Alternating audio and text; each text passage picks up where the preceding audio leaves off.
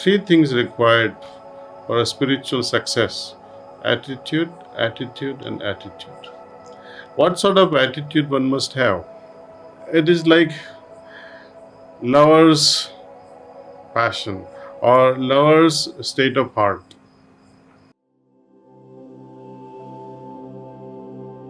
Now, coming to this anxiety and depression, when you have it, how do you sit for 40 minutes of meditation?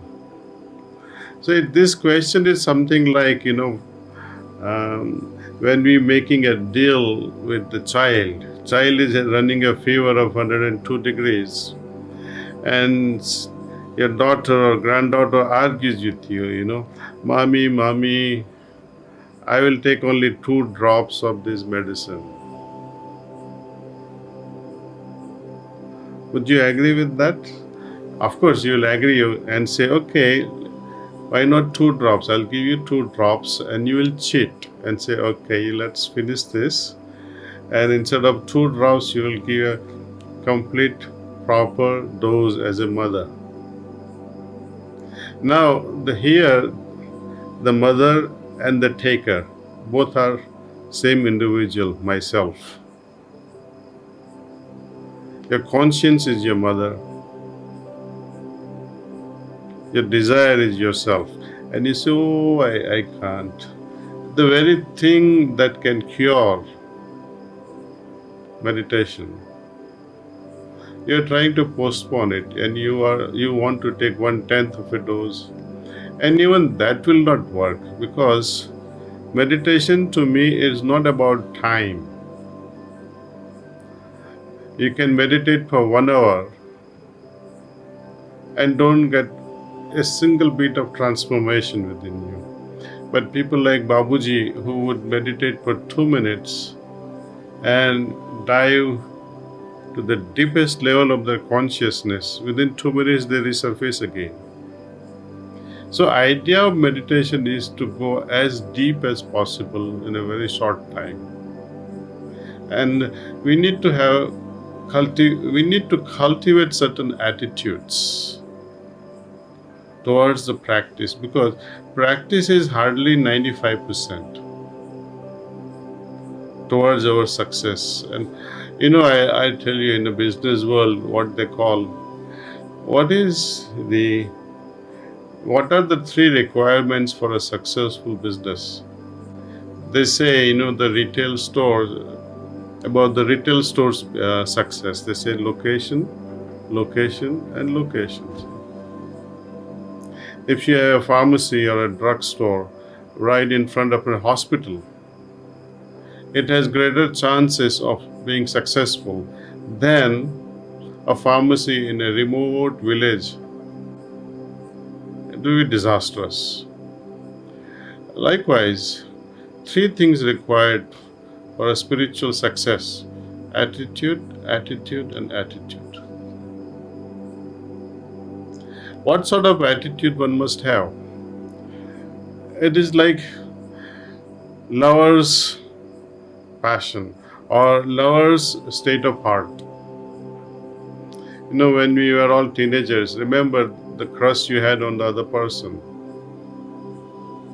And by chance, if you had a date and say, okay, we'll meet at 3 o'clock afternoon at such and such a theater or such and such a restaurant, what happens to you then? The whole morning, you wake up so early, you get dressed up so fast, and hardly there is a sleep. You may not even take your lunch.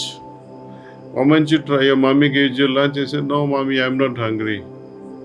And if you are a boy, you will end up going to the theater 1 hour before. You will be there at 2 o'clock, walking on the pavement, left and right, left and right, left and right, waiting for your beloved to come. And if she decides to tease you and comes 5 minutes late, you'll say, oh my God, my world is ending. Maybe she is not interested in me. Maybe she will say no. Maybe she'll forget about her. So this is the kind of attitude we got to have when we are pursuing God. Are you crazy about realizing the ultimate? If we have that sort of madness, restlessness, then I think it's possible to even achieve those depths, because all night you'll be restless. As soon as I wake up in the morning, I meditate and be with the Lord. And time will come that you will not have to wait, because you are all the time with the Lord. Even your night sleep becomes as if you are sleeping in the lap of God. You wake up in the morning and you will say, oh, I don't need to meditate. I've been always with the Lord. So this is what we are looking for. So turbulences in life, day-to-day life will be there.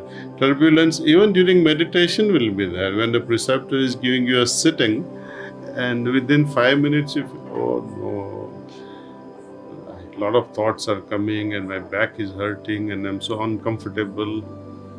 Let me open my eyes. Okay, you open your eyes. What next?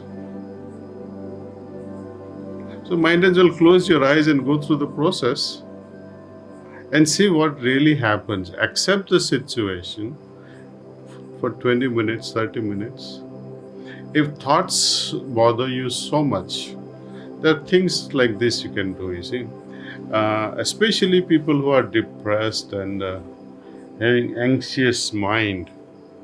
There's a volcano going on in their head.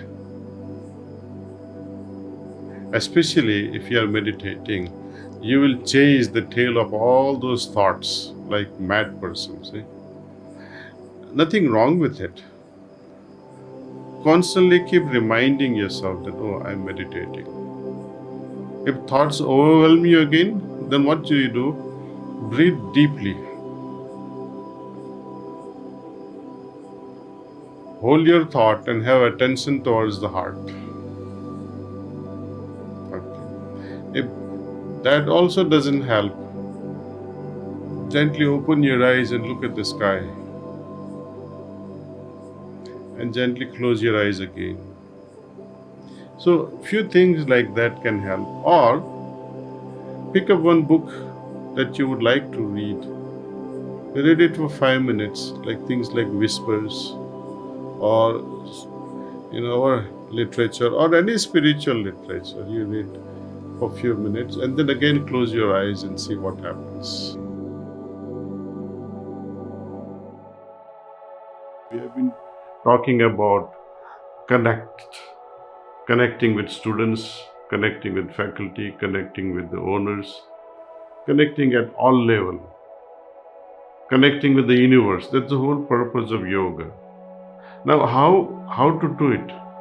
To bring about such a level of flexible consciousness. I don't know if you have heard this term flexible consciousness or not, but it's something occurred to me this afternoon that, when you meditate, you go inward. And time comes, your interest in the external world drops. That is a side effect of such processes. We should not allow that thing to happen. We have to maintain our interest and go extrovert also. I have to look after the family.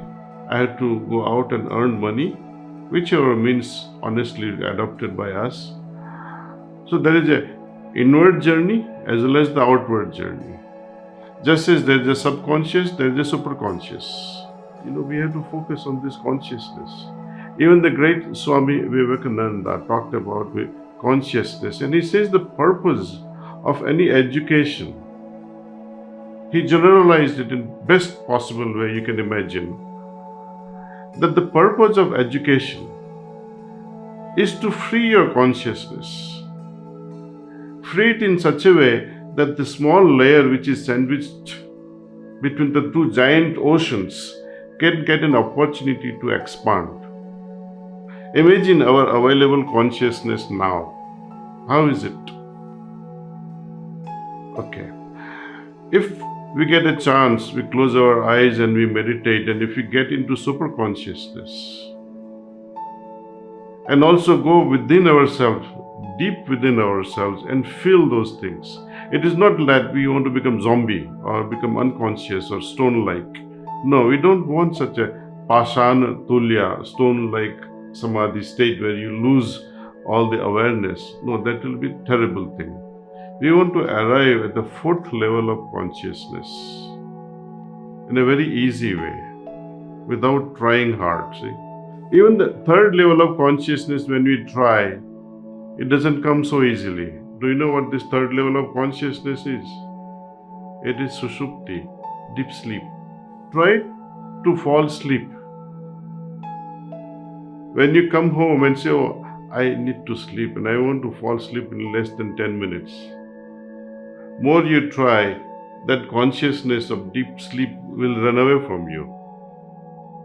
But the moment you drop this effort, it will come, automatically it will come. Similarly, what is beyond this deeper sleep is Turiya state, which is the fourth condition. In Turiya state, in fourth state of consciousness, what happens there?